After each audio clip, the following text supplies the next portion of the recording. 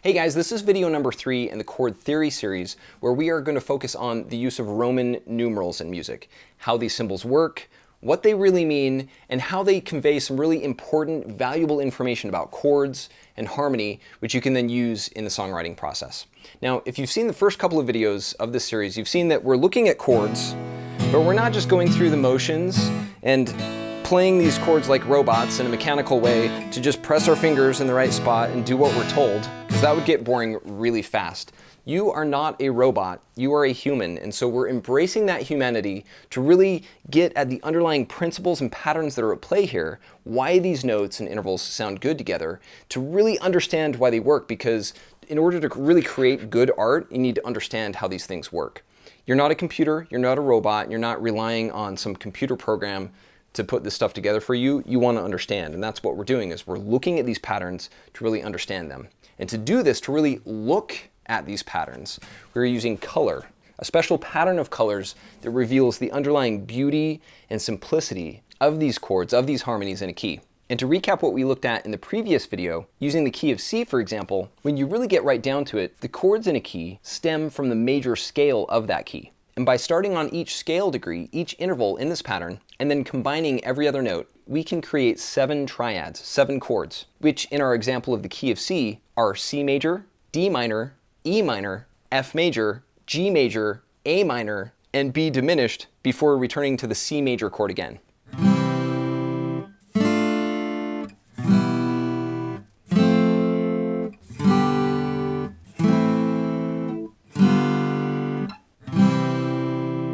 In essence, all of these chords are like the C major scale on steroids, because the harmonies help to flesh out what is otherwise a pattern of single notes in sequence.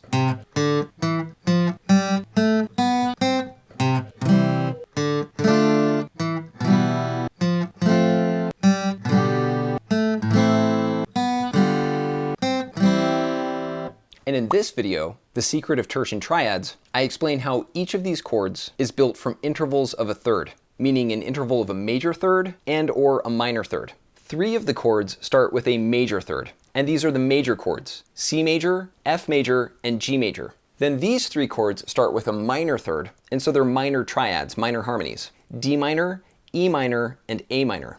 And then this chord, the runt of the group, has 2 minor thirds, 2 weaker sounding intervals that combined create what's called a diminished triad, or in the key of C, the B diminished triad.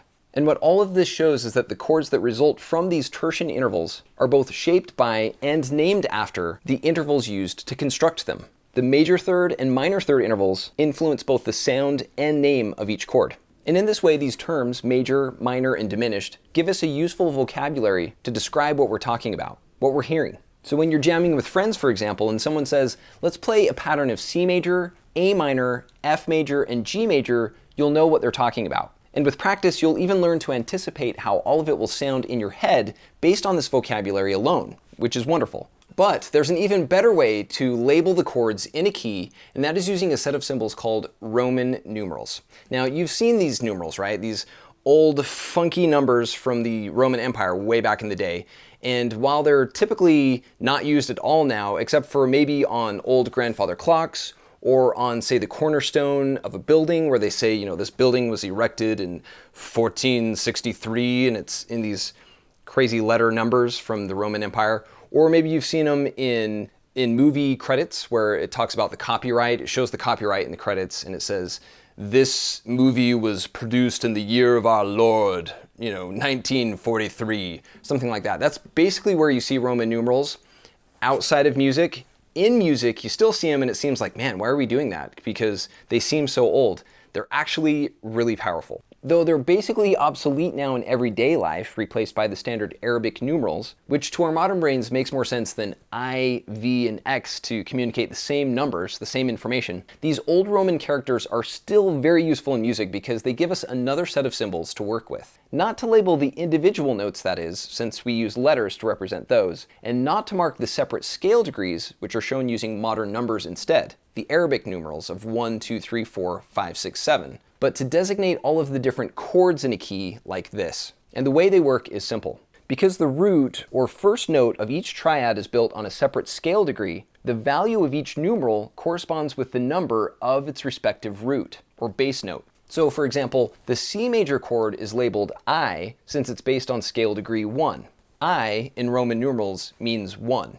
The D minor chord is labeled II because it begins on scale degree 2. In Roman numerals, II means 2.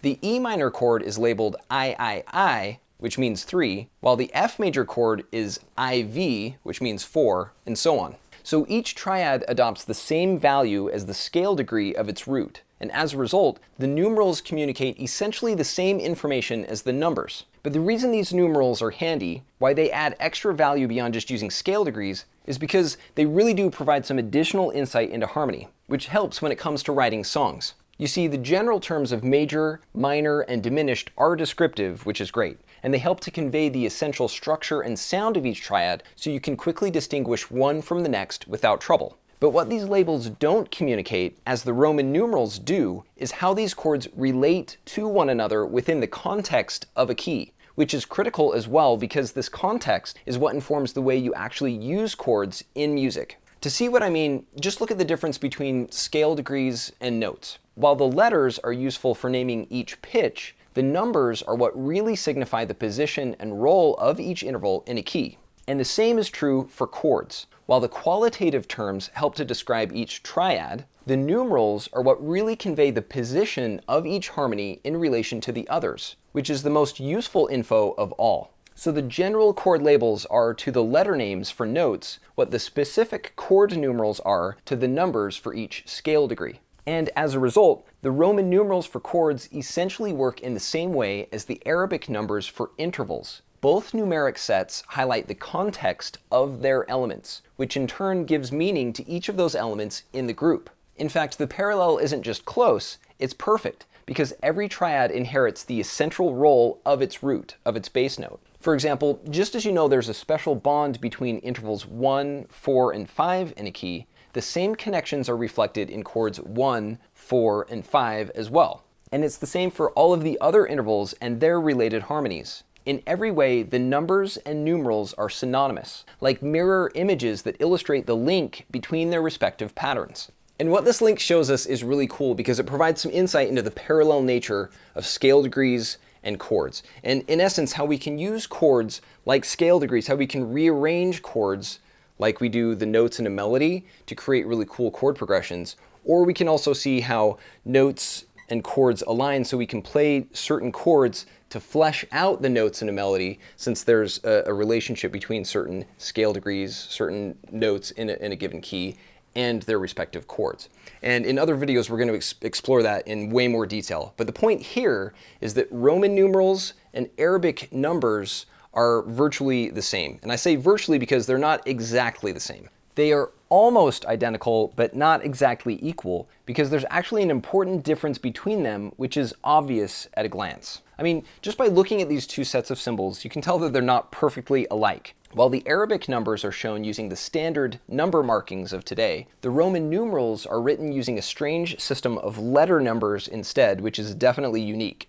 And the reason for this difference in symbols is twofold. First, since the concept of chords is more advanced than just plain old intervals, it makes sense to illustrate harmonies with the more obscure symbols, while reserving the more common numbers to illustrate scale degrees. And second, because Roman numerals are represented using letters, they're more versatile in the way they can be written, in either uppercase or lowercase characters, so they happen to be perfect for depicting the different types of chords. In a nutshell, these are the reasons we use Roman numerals to label chords. But while they're both important, the second point is especially instructive, so I'll explain. As you know, there are three types of triads in every key: major, minor, and diminished. So to distinguish each kind from the others, musicians use the case of the Roman numeral to convey the quality of the chord.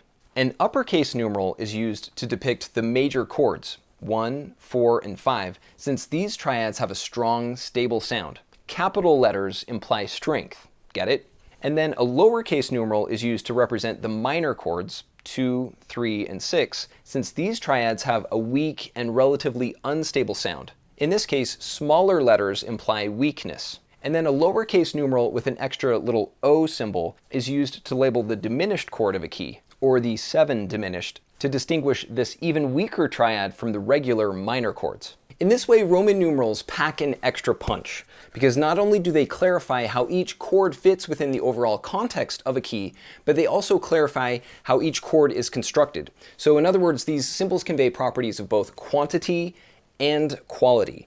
They're numbered letters, they're number letters, they're Roman numerals, so they're kind of funky, and they can do all of this in a very compact, concise way, and it's beautiful how they can pack an extra punch like this, like a form of musical shorthand. Anyway, with all of that said, what these Roman numerals reveal is useful, which is that the 7 basic triads of a key are distinct from one another, where each one has its own structure and sound. But at the same time, they're also compatible to form a complete set, like the different members of a family, each with its own personality, but also an important part of the whole group. And naturally, the same principle applies to the other keys as well, like the key of G, or the key of D, or the key of A, etc.